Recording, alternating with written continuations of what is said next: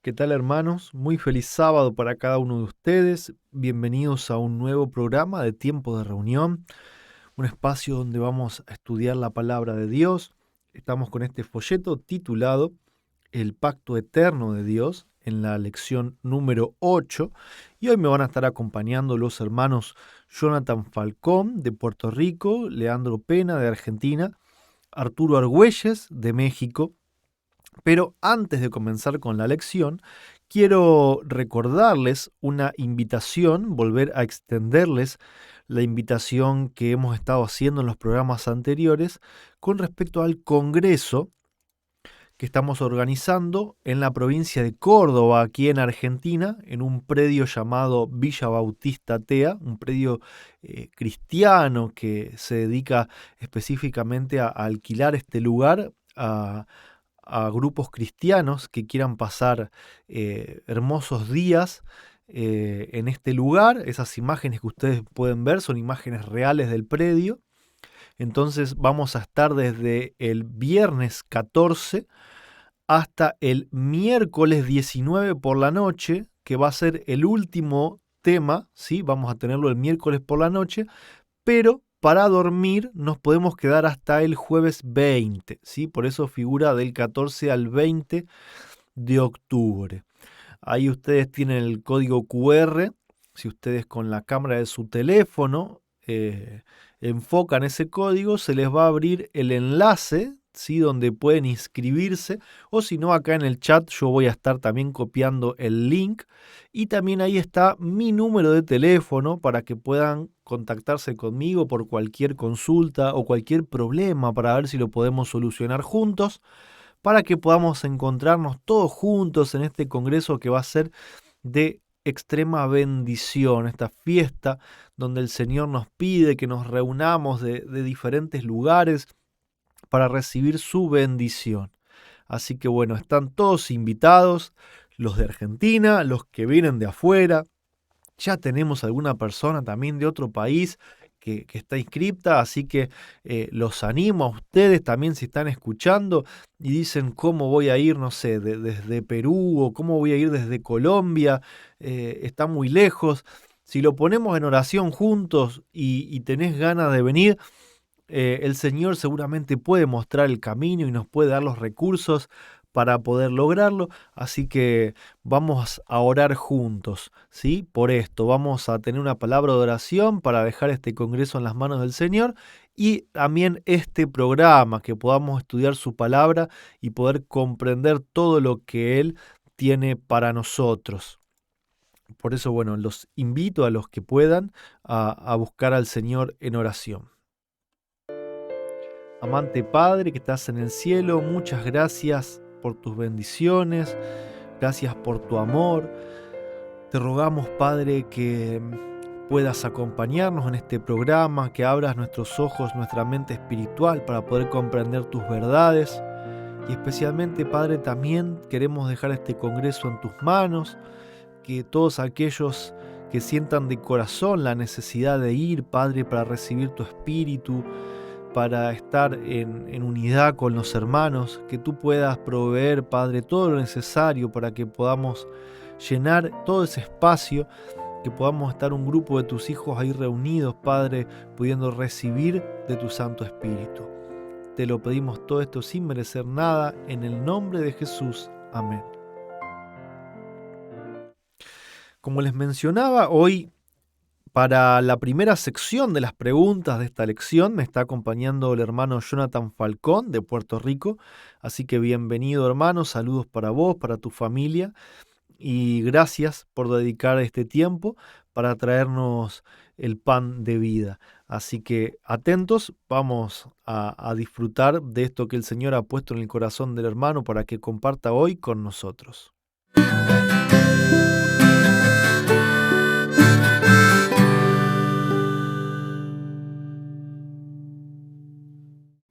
Feliz sábado, hermanos. Espero que estén muy bien y que estén gozando en estas primeras horas de sábado. Y si están viendo la grabación, ¿verdad? Que puedan estar gozando durante este día. Hoy me corresponde comenzar con la primera parte de nuestra lección número 8, el pacto de la servidumbre. Así que espero que sea de mucha bendición y me encantaría estar pendiente leyendo tus comentarios. Así que voy a compartir mi pantalla para que puedas ver los textos bíblicos que hemos preparado para esto y se han extraído la mayoría de esta misma lección que estamos brevemente repasando.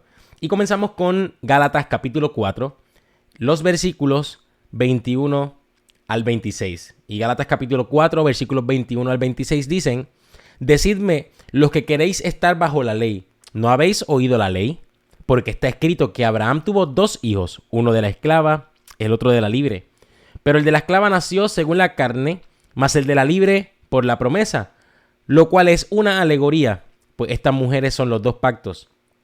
El uno proviene del monte Sinaí, el cual da hijos para esclavitud. Este es Agar, porque Agar es el monte Sinaí en Arabia y corresponde a la Jerusalén actual, pues ésta, junto con sus hijos, está en esclavitud.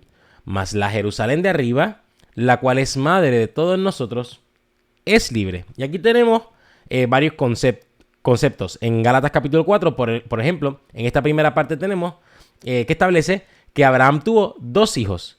Pero de los hijos de Abraham, uno fue de la esclava y el otro fue de la libre, ¿verdad? Y estamos haciendo referencia, obviamente, a una historia que sucedió, que está relatada en la Escritura, pero tenemos que entender que Gálatas capítulo 4 está aplicando directamente esta historia a un mensaje bastante espiritual con relación a los 2 pactos. Así que yo voy a hacer referencia a los 2 pactos tal como se expresan en Gálatas capítulo 4.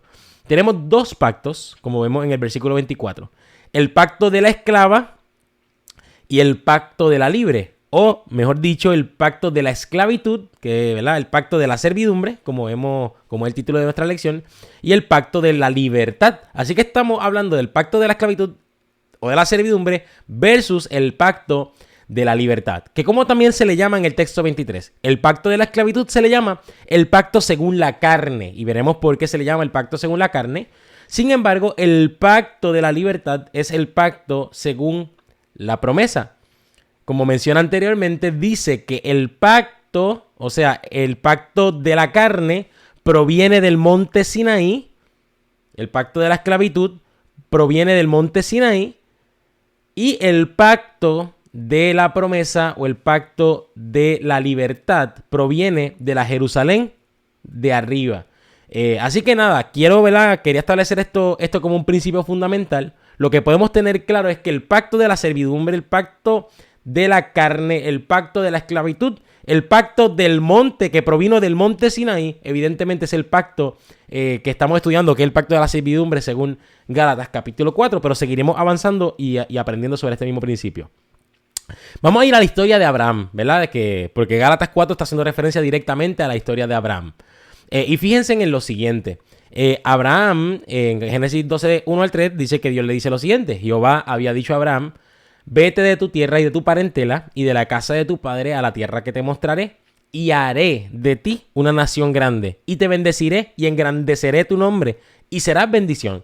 Bendeciré a los que te bendijeren, y a los que te maldijeren maldeciré, y serán benditas en ti todas las familias de la tierra. Fíjense el lenguaje. Está Dios hablándole en futuro, prometiéndole a Abraham. ¿Qué le está prometiendo Dios a Abraham? Haré de ti una nación grande. Evidentemente eso es una promesa. Yo haré de ti una nación grande. Está escrito en algo futuro. Yo haré de ti en una nación grande implica una promesa de parte de Dios de que hará de Abraham una nación grande. ¿De quién dependía esa promesa? De Dios, porque Dios fue quien prometió. Y quien promete cumple, ¿no? Y sabemos que Dios es fiel para cumplir promesas. Así que vemos que Dios está diciéndole a Abraham: yo haré de ti una nación grande. Yo te bendeciré. Yo engrandeceré tu nombre.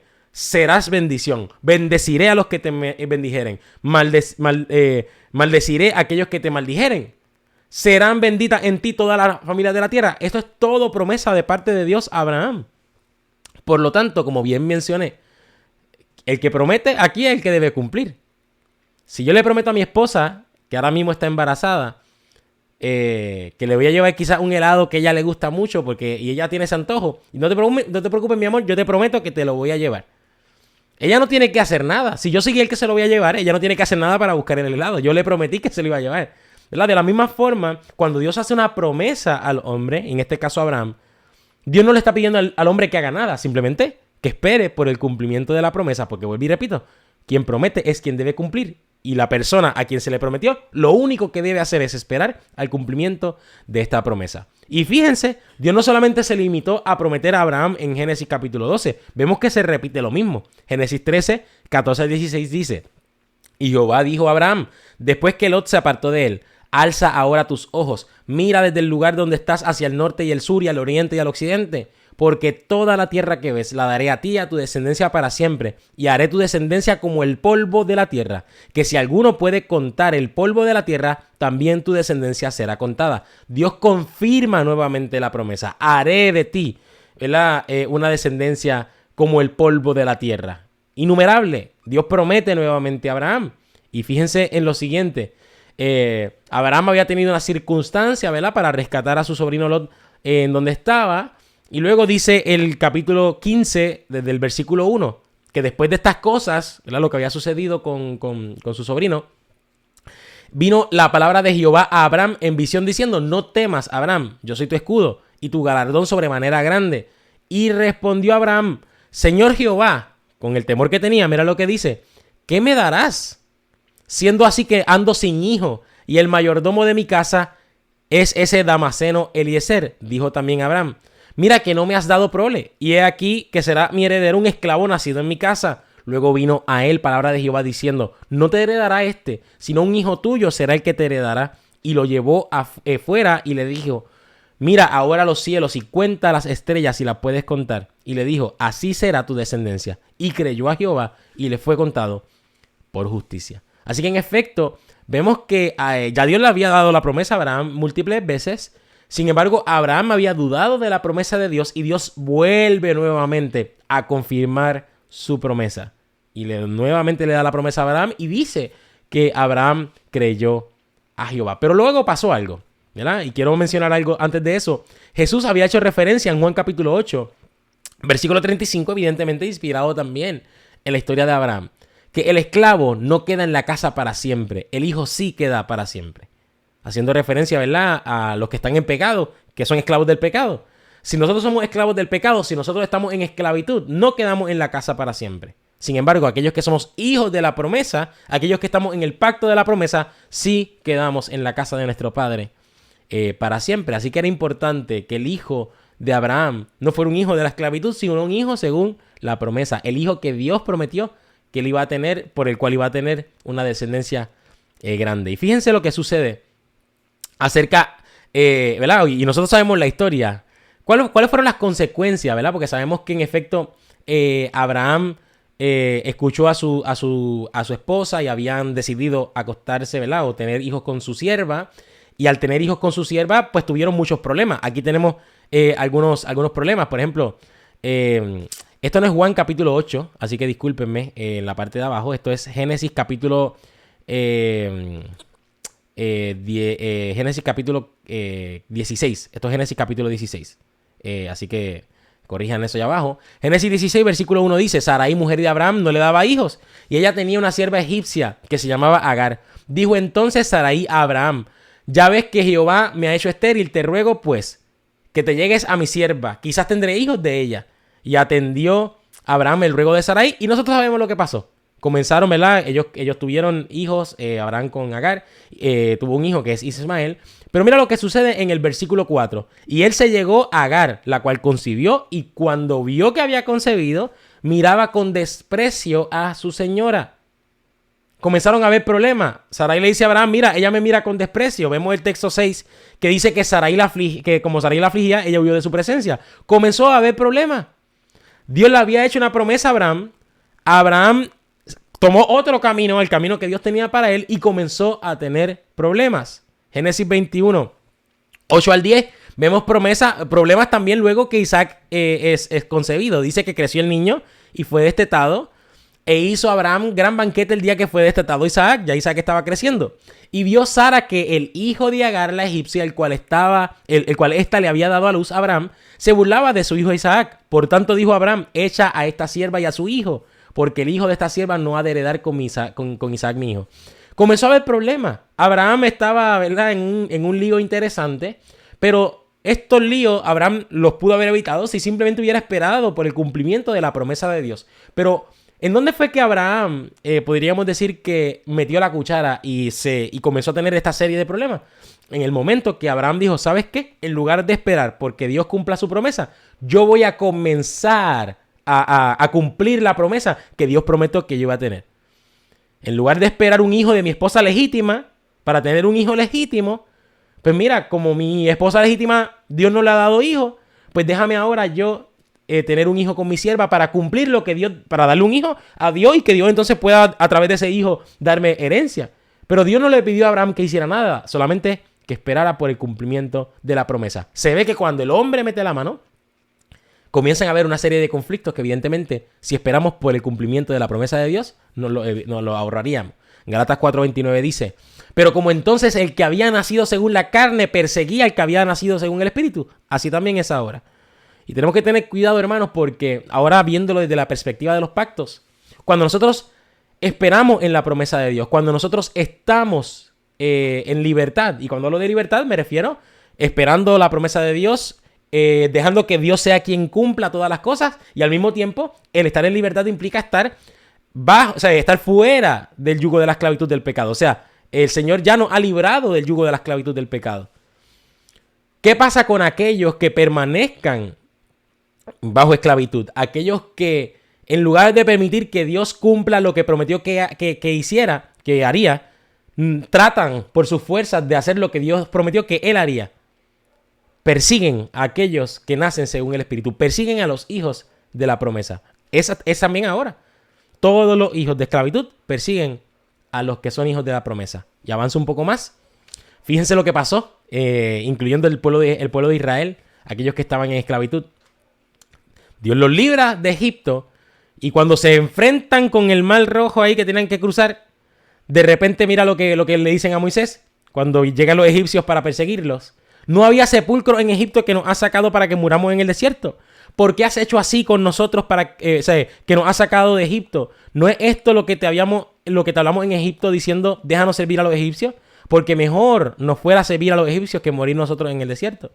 Aquí hay un punto interesante y es que ellos salen y están contentos caminando. De repente llega el temor por causa de los egipcios y comienzan a murmurar en contra de Dios. Dios los libra de eso y vuelven y murmuran en contra de Dios en repetidas ocasiones. Se dan cuenta, el ser humano cree que tiene mejores planes de los que tiene Dios.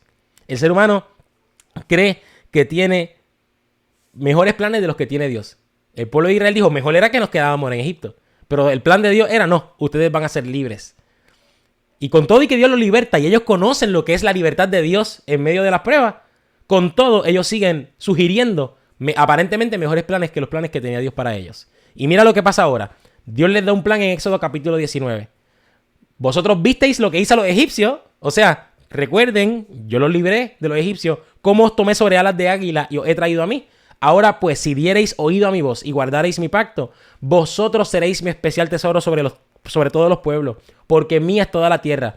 Vosotros me seréis un reino de sacerdotes y gente santa. Estas son las palabras que dirá a los hijos de Israel. Dios vuelve ahora a confirmar promesa con el pueblo de Israel, que así como los libré de Egipto, si ustedes escuchan mi voz, guardan mi pacto, serán especial tesoro sobre todos los pueblos. Serán reino de sacerdotes, serán gente santa. Esta es la promesa de Dios para Israel. ¿Cómo ellos reaccionan? Dice el texto, ¿verdad? Versículo 8. Cuando Moisés refiere estas palabras, dijeron, todo lo que Jehová ha dicho, haremos.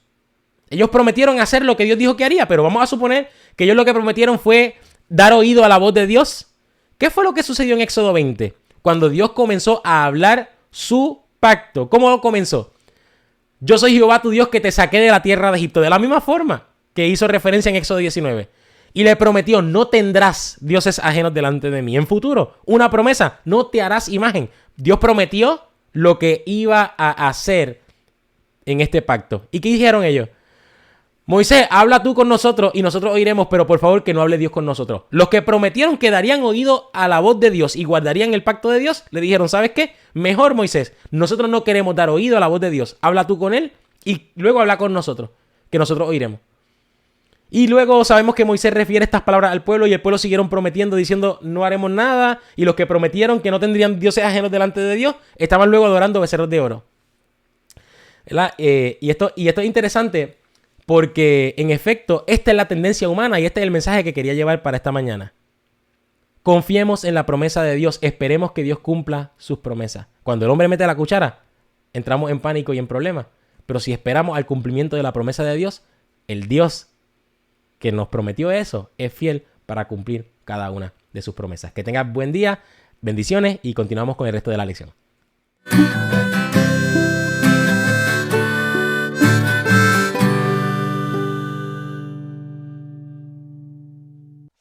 Muchas gracias, hermano Jonathan. Muy, pero muy claro con esta alegoría de Agar y Sara, ¿no es cierto?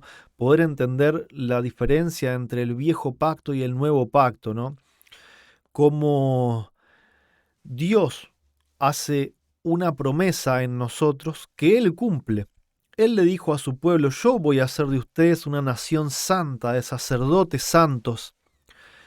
Y no dijo que nosotros íbamos a lograr por nuestras propias obras la santidad. Dijo que Él lo iba a hacer. Y así como Abraham decidió ayudar a Dios, ¿no es cierto? Y le dijo: bueno, ya que mi esposa es estéril, yo voy a elegir una sierva con quien tener ese hijo que tú me prometiste. Así también hacemos nosotros, queriendo vivir la vida bajo nuestro propio discernimiento, tomando nuestras propias decisiones sin consultar cuál es la voluntad de Dios. Y vemos que lo triste de este antiguo pacto es que nos lleva a la esclavitud. Vivimos siendo esclavos de las consecuencias de nuestras acciones, así como Abraham tuvo que vivir una vida habiendo desterrado a un hijo, a su propio hijo. Nunca más lo volvió a ver y tuvo que llevar ese peso durante toda su vida. Y así nosotros vamos llevando el peso también de nuestras propias decisiones en vez de caminar en el pacto de Dios.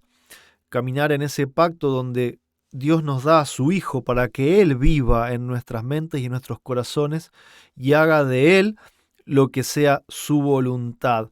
Qué maravilloso, ¿no es cierto?, es este pacto eterno y cuánto tenemos que agradecer a nuestro Dios por esta posibilidad que Él nos da de poder tener una vida y poder tener un montón de promesas y de recompensas que no merecemos, que son solamente por amor y por misericordia. Roguémosle a Dios que nos ayude a poder caminar en este pacto eterno, a no caminar en este antiguo pacto, a aprender de las lecciones que están escritas, ¿no? Y poder depender enteramente de Jesús. Nuevamente muchas gracias, Jonathan. Y ahora es el tiempo de continuar con esta segunda parte, ¿sí? De concluir con estas preguntas que nos ofrece la lección. Y quien nos está acompañando es el hermano Leandro. Saludos para vos, Leandro, para Pamela también. Y gracias por dedicarte el tiempo de poder traernos este pan de vida. Así que vamos a estar escuchando muy, pero muy, pero muy atentamente.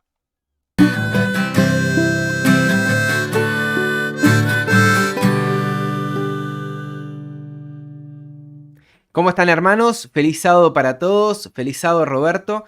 Mi nombre es Leandro Pena y en esta oportunidad voy a estar desarrollando de la lección número 8 titulado El Pacto de Servidumbre, la segunda parte de la lección, ¿sí? De las preguntas 11 a la 19. Y me gustaría destacar algunas cuestiones, algunos conceptos que plantea esta segunda parte de la lección para poder ir desarrollando qué es lo que presenta este folleto y darle a ustedes también algunas pistas, algunas pautas para poder compartirlo. El primero de ellos tiene que ver con el pacto de Dios. ¿Y qué es el pacto de Dios? Es lo que Dios promete hacer por el hombre y en el hombre. Sí, si le oye y le guarda su palabra. Esto lo podemos ver claramente en Éxodo 19, 5 al 6.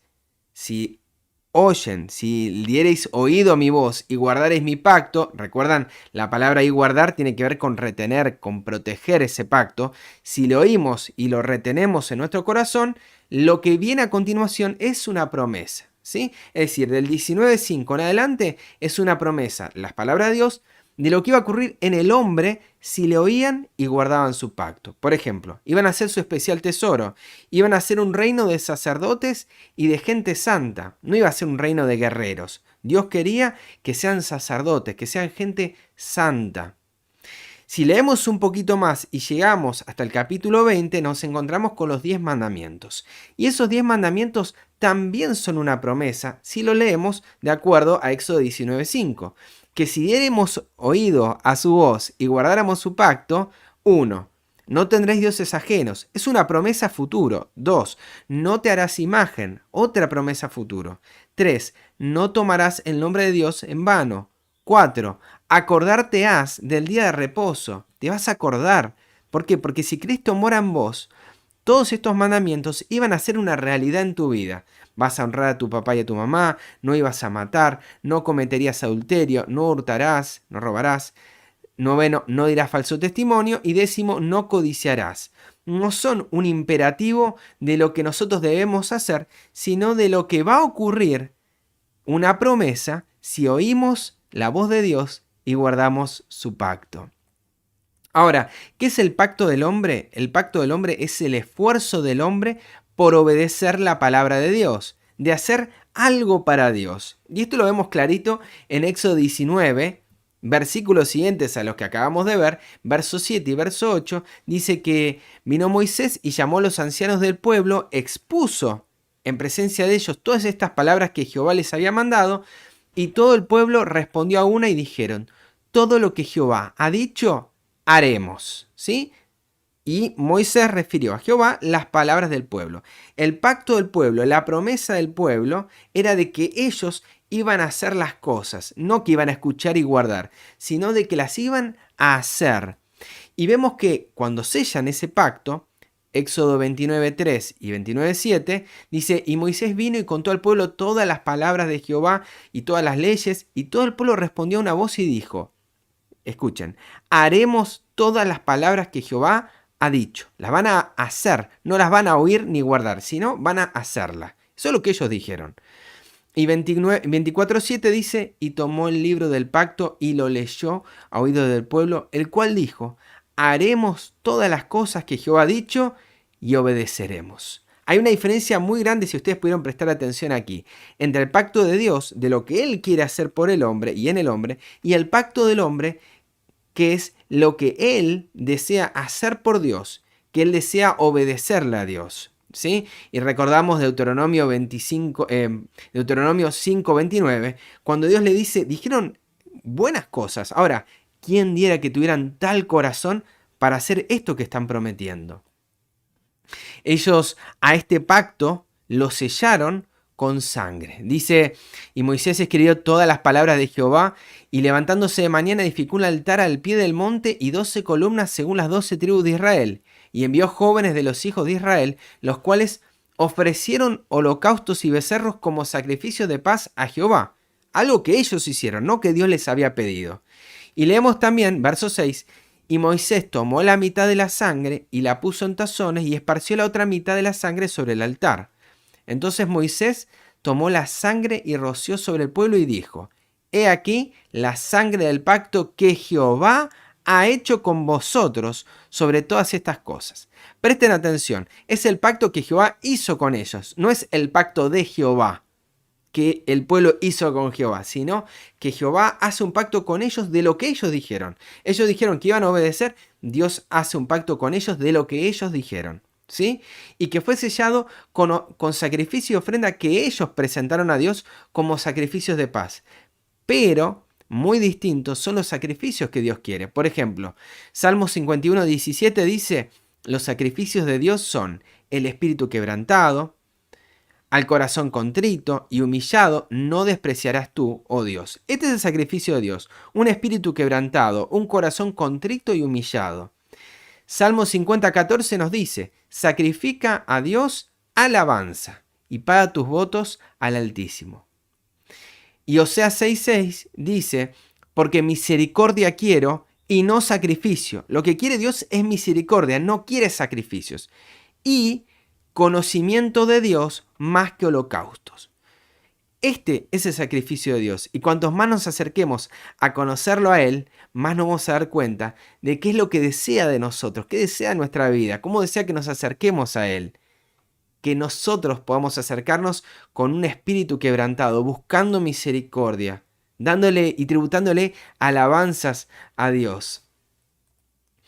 Vemos que la historia del pueblo de Israel en Éxodo 32, después, algunos días después de que ellos dijeron íbamos a obedecer a Dios, nos encontramos con el pueblo desobedeciendo a Dios, tal cual como Jehová lo había dicho. ¿Quién diera que tuvieran tal corazón para hacerlo? Porque en nuestra naturaleza lo que se manifiesta es la desobediencia. Entonces vemos que las promesas del hombre no solamente tienden a buscar hacer algo por Dios, sino que también son inmediatamente defectuosas. Y esto lo vemos en el pasaje que aparece a continuación en el libro de Hebreos, ¿sí? El pacto del hombre es el esfuerzo por obedecer la palabra de Dios, de hacer algo por Él. Bueno, fíjense, en Hebreos 8, 6 al 7 nos dice, pero ahora tanto mejor ministerio es el suyo, es el de Cristo, cuanto es mediador de un mejor pacto, establecido sobre mejores promesas. Porque si aquel primero, el que acabamos de leer, ¿verdad?, hubiese sido sin defecto, ciertamente no se hubiera procurado el lugar para el segundo, ¿sí? Entonces vemos que hay un antiguo pacto y un nuevo pacto. Hay un antiguo pacto, o un primer pacto, o el pacto del hombre, ¿sí?, que se lo llama así, un peor pacto. Porque si uno es mejor, el otro es peor. Que está basado en peores promesas, porque el otro está basado en mejores. Es un primer pacto, por una cuestión cronológica, ¿sí? Vemos que la sangre con la que se firmó el pacto del hombre fue sacrificado primero al pacto de Dios, que fue sacrificado 1500 años, por lo menos 1500 años después de este primer pacto. Es un pacto con defecto, porque se necesitó un segundo. Y este pacto es lo que el hombre promete. ¿Y qué promete? Guardar los 10 mandamientos. Es una resistencia inicial a escuchar la voz de Dios. Es el endurecimiento del corazón, un corazón de piedra. Es el prometer para vivir. Es el hacer la obra de Dios para vivir. Es el establecer la justicia propia. Ahora, el pacto de Dios es mejor pacto, es mejor promesa, no tiene defecto, ¿sí? Se lo llama el segundo pacto. Y los 10 mandamientos, si lo leemos correctamente, son la promesa de Dios de lo que Dios hará en el hombre, ¿sí? Si damos oído a la voz de Dios y guardamos su palabra, Él lo va a hacer en nuestra vida. Y es eso, es oír su voz, es guardar su palabra. ¿Y qué pide? Un corazón receptivo, corazón de carne. Para eso debemos recibir la vida de Dios primero. Debemos recibir su temor, como dice Éxodo 20:20, para no pecar. Al recibir la vida de Dios, se guarda el pacto. Al guardar el pacto de Dios, la justicia de Dios se manifiesta en nuestra vida. Y me gustaría finalizar este tema hablando acerca de algunas ilustraciones que aparecen en la Escritura, de esto que estuvimos viendo, este pacto de servidumbre, y cómo se pasa de ser esclavos a ser hijos de Dios. El primero de ellos me gusta citar Jeremías 31 al 32, en el pasaje que acabamos de leer, pero ahora citado por Jeremías. Pablo cita a Jeremías. Dice, he aquí que vienen días, dice Jehová, en los cuales haré nuevo pacto con la casa de Israel y con la casa de Judá, no como el pacto que hice con sus padres el día que tomé su mano para sacarlos de la tierra de Egipto. ¿Por qué? Porque ellos invalidaron mi pacto, por eso Dios hace un pacto con ellos, pero ellos invalidaron su pacto, invalidaron lo que el hombre prometía hacer por Dios, ¿sí? Éxodo 32, adorando un becerro. Pero esta partecita no aparece en Hebreos y me parece muy interesante. Y a partir de acá vamos a ir desarrollando 2 pasajes más, este concepto de esclavo a hijo. Dice, aunque fui yo un marido para ellos, dice Jehová. Él no dejó de tener una relación íntima para con nosotros, a pesar de haber sido desobedientes a lo que le propusimos a Dios. Dios no dejó de ser un marido para nosotros. Y esto es muy importante, porque acá nos saca un falso concepto que podemos tener acerca de Dios como nuestro Padre. Dios, independientemente de lo que hagamos, Dios es un marido para con nosotros. Dios es nuestro papá. Dice Oseas 2, 16 al 17, en aquel tiempo, dice Jehová, me llamarás Ishi, que significa mi marido, y nunca más me llamarás Baalí, que significa mi señor, amo o dueño, ¿sí? También significa mi marido en algún sentido, pero como amo o como dueño, como señor.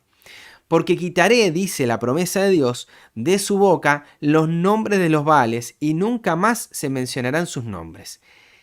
Esta es una promesa que aparece en el libro de Oseas, una promesa de que íbamos a llamar a Dios de marido, íbamos a llamar a Dios en una relación de parentesco, una relación íntima con nuestro Padre, y que nunca más lo llamaríamos de Señor, de amo, de dueño, no porque no lo sea, sino porque Dios quiere establecerse con nosotros de una manera más íntima, más personal, porque quiere que dejemos de ser lo que nosotros entendemos que somos, ¿sí?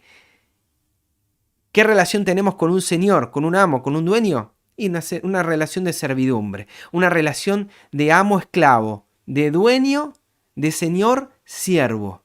En cambio, ¿qué relación se puede tener con un marido? ¿Se puede tener una relación de esclavo con un marido? ¿Se puede tener una relación de siervo con un pariente? ¿Con tu papá? ¿Con tu esposo? Por eso, Gálatas 4, 3 al 7, nos plantea algo muy, pero muy importante que debemos conocer, y con esto finalizamos. Y dice, así también nosotros, cuando éramos niños, estábamos en esclavitud bajo los rudimentos del mundo. Pablo emplea la figura del esclavo como nuestra condición de niñez espiritual. Cuando éramos niños, estábamos en esclavitud, ¿sí? Ingresamos a esta fe pensando de que Dios, ¿sí?, nos está obligando a hacer cosas. Es el jefe, es el dueño, es el amo, y nosotros los esclavos que obedecemos. Por eso refunfuñamos, nos enojamos con Dios a lo que Él nos ofrece, hasta un momento. Y ese momento lo produce Dios. Verso 4. Pero cuando vino el cumplimiento del tiempo, Dios envió a su Hijo, nacido de mujer y nacido bajo la ley, ¿sí? Ese momento es el gran sacrificio que hizo Dios de enviar a su Hijo Jesús a morir por nosotros, de que el castigo de nuestra paz fuere sobre Él y de que por sus llagas fuéramos nosotros curados. Es la cruz de Cristo lo que para el mundo es locura, para nosotros es sabiduría de Dios. Y es lo que nos permite abrirle el entendimiento de lo que realmente somos. ¿Para qué? Para que redimiese a los que estaban bajo la ley, a fin de que recibiésemos la adopción de hijos. Y por cuanto sois hijos, Dios envió a vuestros corazones el Espíritu de su Hijo, el cual clama Abba Padre. ¿Sí? Es un don de Dios. Es su Hijo morando en nuestros corazones, su Espíritu morando en nuestra mente, con un solo propósito, que podamos ver a Dios como nuestro papá. Así que ya no eres esclavo. En la cruz de Cristo, al ver el sacrificio, podemos ver cómo la justicia y la misericordia de Dios es lo mismo. Vemos acá que Él no nos está castigando, sino que lo que busca es darnos misericordia. Así que ya no eres hijo, no eres esclavo, sino hijo. Esta es nuestra identidad. Y si hijo, también heredero con Dios, de Dios, por medio de Cristo. Queridos hermanos, hasta acá fue el tema de la escuela sabática, esta segunda parte, lo que les quería comentar. No perdamos de vista esto. Por medio de Dios, por medio de su Hijo, nosotros somos hijos. No debemos hacer algo para serlos. En Cristo lo somos. Que Dios los bendiga. Saludos, Roberto, y que los acompañe en este comienzo de sábado.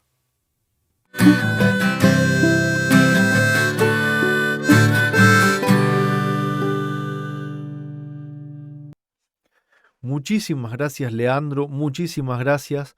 La verdad es que me quedo con esta promesa que es difícil de poder entender, ¿no? Viviendo en un mundo donde todo es egoísmo, donde nadie da puntada sin hilo, creer que Dios, pudiéndonos haber destruido y haber hecho un mundo nuevo, decide enviar a su Hijo, y que por medio de su Hijo nosotros ahora, en vez de ser esclavos del pecado, esclavos de nuestras decisiones, esclavos de ese antiguo pacto donde queremos hacer las cosas a nuestra manera, ahora tenemos la posibilidad de ser llamados hijos de Dios. por Cristo, ¿no? Y si somos llamados hijos de Dios, también tenemos derecho a esa herencia juntamente con Él. Qué increíble, ¿no es cierto? La misericordia y el amor de Dios no tienen límites. Todo lo que Él nos da, todo lo que Él hace por nosotros, ya desde el punto donde Él envía a su propio Hijo. Si nosotros somos conscientes, si Cristo hubiese fallado en un punto, Cristo se hubiese perdido por toda la eternidad, Él hubiese sufrido la muerte eterna y el Padre se hubiese quedado sin hijo. Yo siempre que analizo eso, ahí es donde empiezo a tomar un poquito, solamente un poquito de dimensión del amor que Dios tiene para con nosotros y cuán agradecidos deberíamos estar. Nosotros no podemos hacer nada para cumplir la promesa de Dios, pero sí mínimamente tenemos que mantenernos en un ambiente donde Cristo pueda vivir en nosotros. Así como una planta necesita aire, sol y agua, nosotros los cristianos no podemos hacer nada que nos santifique y nos justifique, pero sí tenemos esa obligación de poder estar en ambientes donde Cristo no nos rechace, ¿sí? Tenemos que tener la mente limpia, el cuerpo limpio para que sea un templo de Cristo. Es esas mínimas cosas lo que el Señor nos pide, ¿no es cierto? Orar cada día, pedirle su dirección, su bendición, cantarle alabanzas, poder meditar en su palabra, ¿no es cierto? Tratar de evitar todas las zonas de contaminación física y mental, todas esas situaciones donde los ángeles nos tienen que abandonar y donde Cristo no puede estar en nosotros. Simplemente manteniéndonos en ese ambiente donde Cristo es el sol de justicia y es el agua de vida, ahí Él puede cumplir la promesa que Dios nos hizo, ¿no es cierto?, en este pacto eterno, de hacer de nosotros una nación santa, de sacerdotes. En definitiva, eso es lo que son los 144.000. Así que muchas gracias, Leandro, muchas gracias por esto que nos has traído. Y llegó el momento de las perlas escogidas, esta sección donde le damos una conclusión al tema, agregándole aún más alimento espiritual con citas del espíritu de profecía de Elena G. de White. Y el encargado de este momento hoy es Arturo, así que muchas gracias, Arturo, también. Saludos para ti, para tu familia. Y estoy acá muy, pero muy atento porque sé que has escogido un capítulo del libro Patriarcas y Profetas que a mí me fascina, que me ha cambiado la vida, así que voy a dejar que nos cuentes, que vos nos cuentes de qué se trata y que la gente pueda escucharlo a través de tu voz.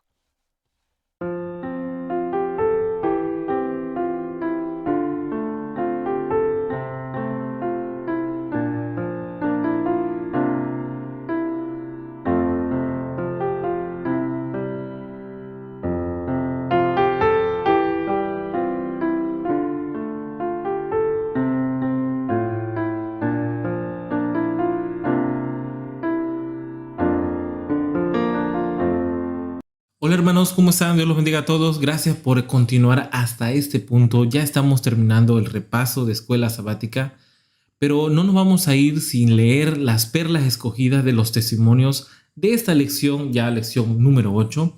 Y la gran parte, la gran mayoría de las citas que voy a leer están basadas del libro Patriarcas y Profetas, del capítulo Los dos pactos, que bueno, es capítulo 32. Les invito a que ustedes lo puedan leer en detenimiento, lo puedan estudiar junto con nosotros. Hace un tiempo atrás hicimos esto, lo estuvimos leyendo con nuestro hermano Roberto. Él podrá contar tal vez una anécdota acerca de eso, pero es muy interesante. Por lo menos vamos a recoger algunas perlas que pueden ser de gran utilidad para esta lección. Adán enseñó a sus descendientes la ley de Dios y el conocimiento de la ley se transmitió de padres a hijos durante las siguientes generaciones. No obstante, las medidas bondadosas tomadas para la redención del hombre, pocos la aceptaron y prestaron obediencia. Debido a la transgresión, el mundo se envileció tanto que se necesitó limpiarlo de su corrupción mediante el diluvio. La ley fue preservada por Noé y su familia, y Noé enseñó los 10 mandamientos a sus descendientes.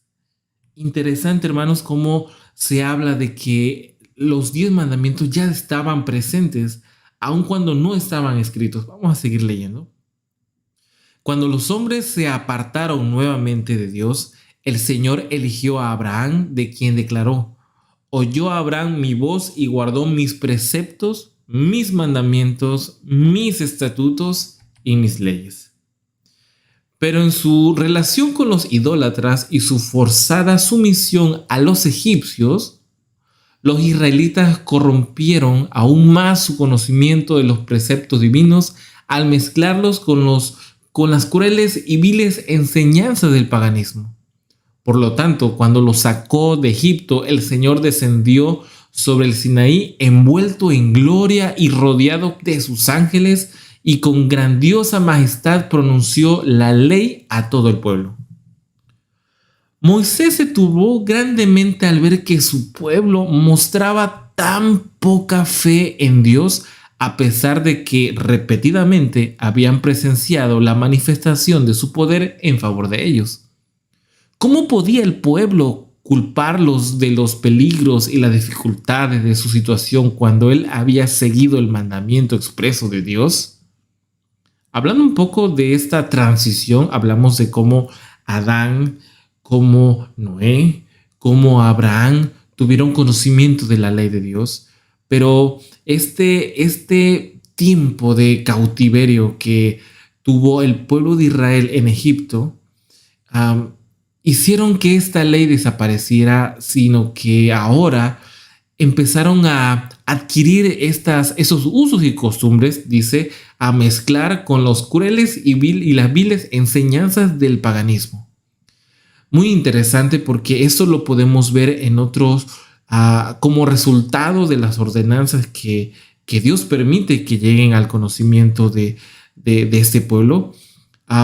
Ciertas cosas que ellos traían como costumbres y que era menester enseñarles a desprenderse de estos usos y costumbres.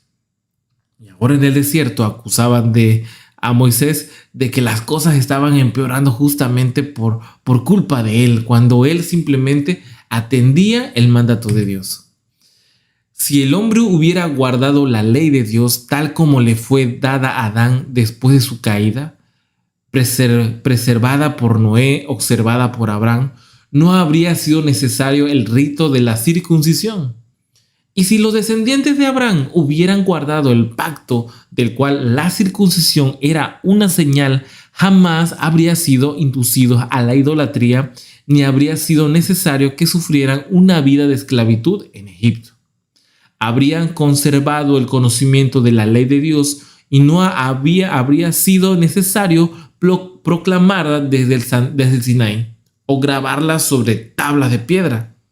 Y si el pueblo hubiera practicado los principios de los 10 mandamientos, no habría habido necesidad de las instrucciones adicionales que se le dieron a Moisés. Aunque este pacto fue hecho con Adán y más tarde se le renovó a Abraham, no pudo ratificarse sino hasta la muerte de Cristo. Existió en virtud de la promesa de Dios desde que se indicó por primera vez la posibilidad de una redención. Fue aceptado por fe, no obstante, cuando Cristo lo ratificó, fue llamado el pacto nuevo. La ley de Dios fue la base de este pacto, que era sencillamente un arreglo para restituir al hombre a la armonía con la voluntad divina, para colocarlo en condición de poder obedecer la ley de Dios. Qué interesante cómo a partir de esta ruptura que tuvo el pueblo, de este encuentro que tuvo con su Dios, de no querer escucharle, se tomaron medidas, y justo en ese momento se quería del pueblo que fuera un pueblo de sacerdotes. No que una tribu lo fuera, sino que todos ellos fueran ministros para proclamar el evangelio a todo el mundo. y de esta manera no estarían sumidos en ese pacto de servidumbre. Ellos se apresuraron a tomar decisiones y vamos a ver un poco eso más adelante. Los israelitas no percibían la pecaminosidad de su propio corazón y no comprendían que sin Cristo les era imposible guardar la ley de Dios.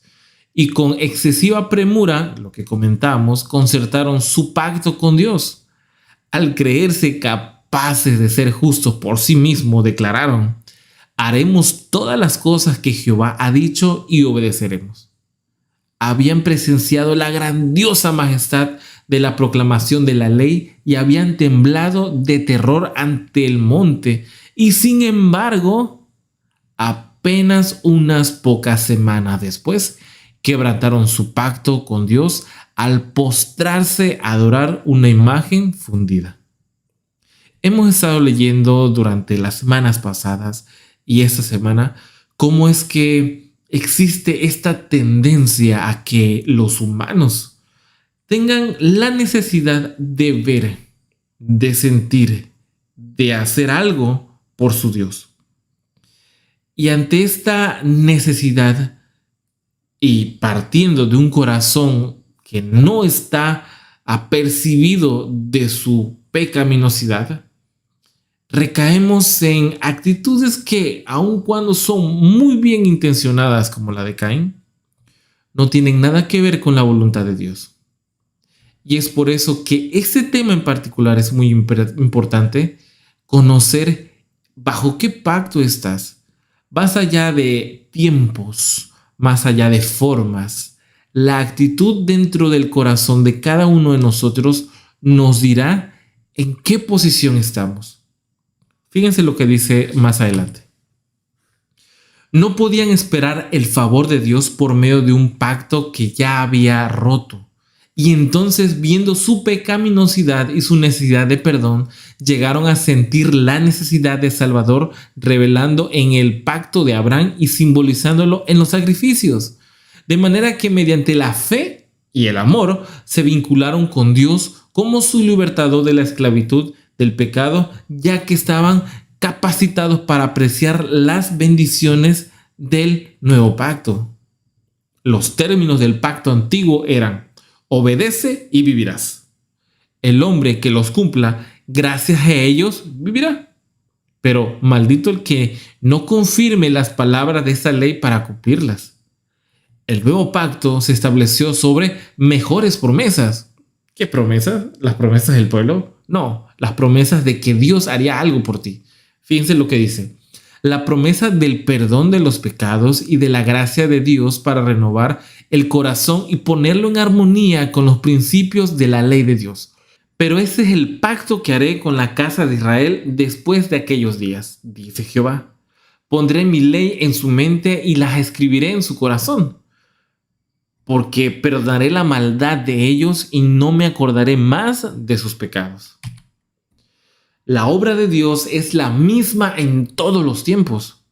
Aunque hay distintos grados de desarrollo y diferentes manifestaciones de su poder para cumplirla, las necesidades de los hombres en los diferentes siglos, empezando con la primera promesa evangélica y siguiendo a través de las edades patriarcales y judías para llegar hasta nuestros propios días, ha habido un desarrollo gradual de los propósitos de Dios en el plan de la redención. El Salvador simboliza en los ritos y ceremonias de la ley judía, es el mismo que se revela en el Evangelio. Las nubes que envolvieron su divina forma se han esfumado, la bruma y las sombras se han desvanecido. Jesús, el Redentor del mundo, aparece claramente y visible. El que proclamó la ley desde el Sinaí y entregó a Moisés los preceptos de la ley ritual es el mismo que pronunció el sermón del monte, los grandes principios del amor de Dios que él proclamó como fundamento de la ley y los profetas. Fíjense cómo todo eso tiene un sentido desde el punto de vista del amor. Si tú lo ves desde el punto de vista prohibición, no hay mucho que hablar de eso, pero si lo ves desde el principio del amor, que se te advierte qué es lo que tienes que dejar de hacer para no estar en un pacto de servidumbre, entenderás que lo que Dios ha hecho hasta ahora es amor. Dice que él proclamó como fundamento de la ley y los profetas son solo una reiteración de lo que él había dicho por medio de Moisés al pueblo hebreo. Oye, oh Israel, Jehová nuestro Dios, Jehová uno es. Amarás a Jehová tu Dios de todo tu corazón, de toda tu alma y con todas sus fuerzas. Y amarás a tu prójimo como a ti mismo. El maestro es el mismo de las dos dispensaciones.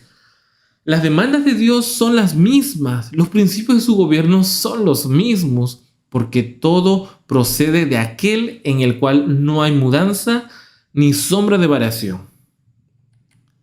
¿Qué te pareció estas perlas escogidas? Yo sé que hay bastante que comentar, pero hasta acá traemos este resumen de este capítulo 32 de Patriarcas y Profetas que ayudan bastante a todo lo que hemos leído en las lecciones hasta ahora, pero sobre todo en esa lección 8. Así que espero que haya sido de bendición y pues bueno, concluimos ahora con la lección. Regresamos con nuestro hermano Roberto Calver Matos.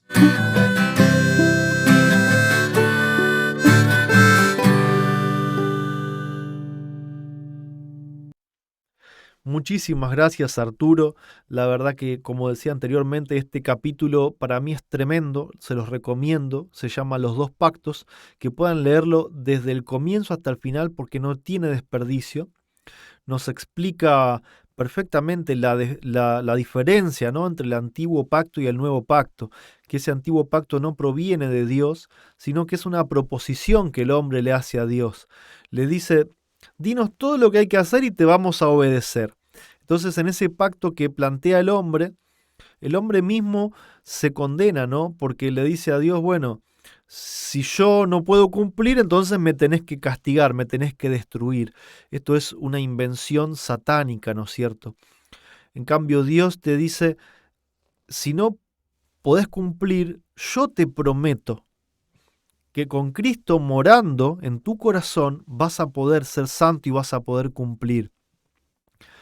Y este capítulo lo explica de una forma perfecta, ¿no es cierto? Incluso nos da detalles en cuanto a ordenanzas, a leyes no buenas, o sea, que no proceden de Dios, que estaban en el corazón del pueblo y que Dios se las da porque ellos las querían, ¿no es cierto? Nadie que conozca un poquito así al Dios de la Biblia puede creer que, por ejemplo, Dios le pidió a su pueblo que a una mujer adúltera tenían que romperle la cabeza a piedrazos por su pecado. Nadie que conozca un poquito así a Dios puede creer que eso venía de él.